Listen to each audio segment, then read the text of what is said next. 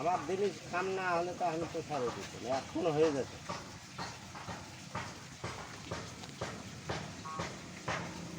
যদি স্টার্ট হবে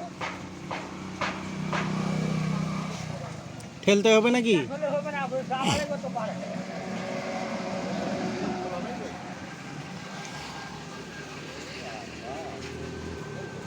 ফিতা খুলে দিলেন?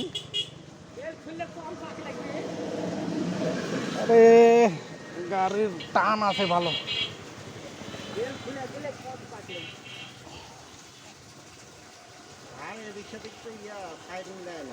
তেল আছে কিনা গাড়ির?